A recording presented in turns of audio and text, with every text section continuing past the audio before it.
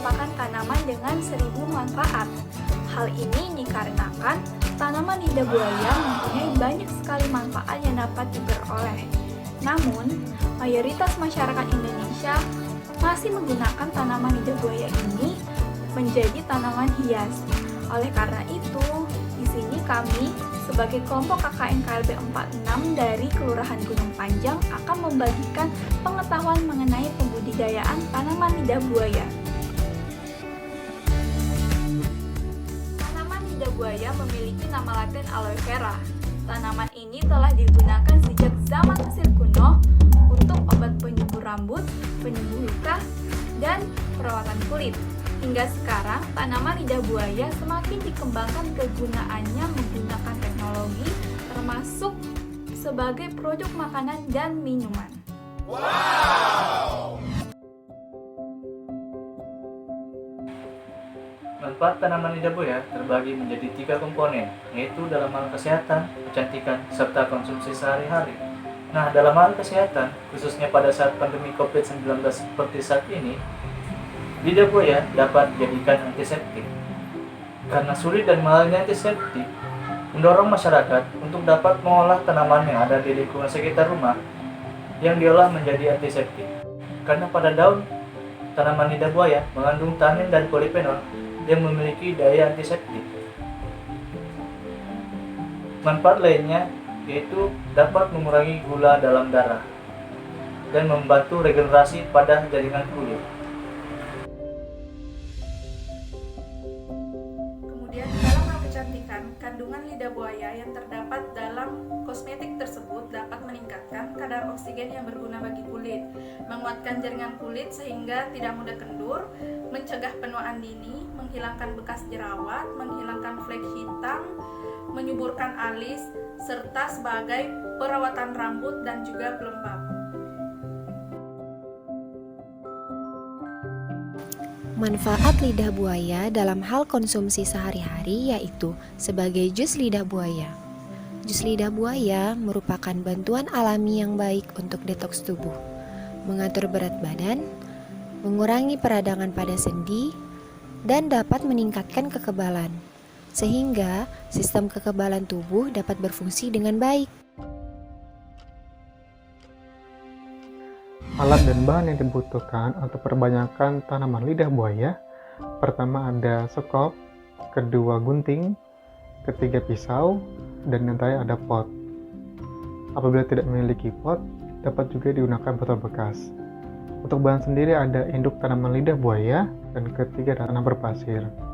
Kegunaan tanah berpasir dimaksudkan agar calon tunas tidak terlalu dapat menyerap air terlalu banyak sehingga menyebabkan tanaman lidah buaya menjadi busuk. Karena pada dasarnya lidah buaya merupakan tanaman sekulen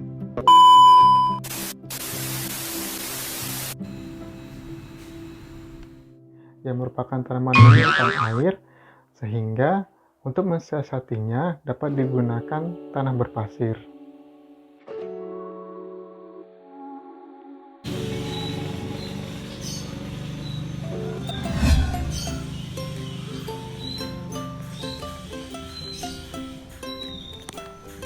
Ini dia indukan lidah buaya yang siap kita pindahkan untuk perbanyakkan tanaman.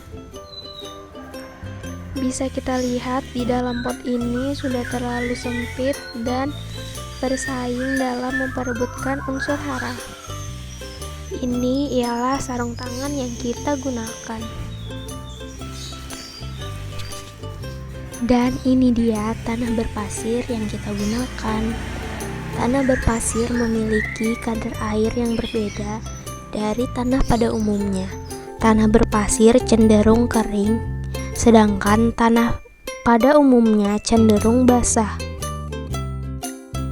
Selanjutnya, kita membutuhkan kontainer.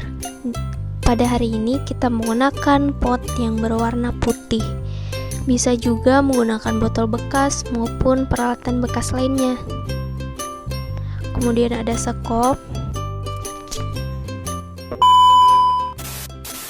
dan gunting.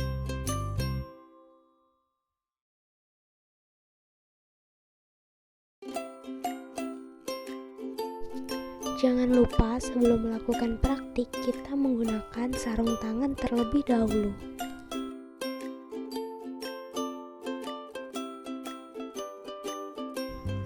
Pertama-tama kita memindahkan tanah berpasir ke dalam pot yang sudah kita sediakan.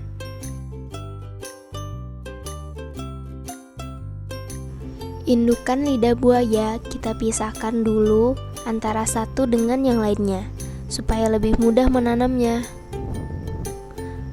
Dengan menggunakan sekop. Dan tidak usah ragu memotong bagian akar jika akarnya terlalu banyak. Jika kalian ingin mengetahui perbedaan tanah biasa dengan tanah berpasir, bisa kita lihat di sebelah kanan itu tanah berpasir dan dia teksturnya lebih kering, sedangkan sebelah kiri dia lebih liat dan basah. Kemudian kita lakukan pemangkasan pada daun lidah buaya yang terkena busuk.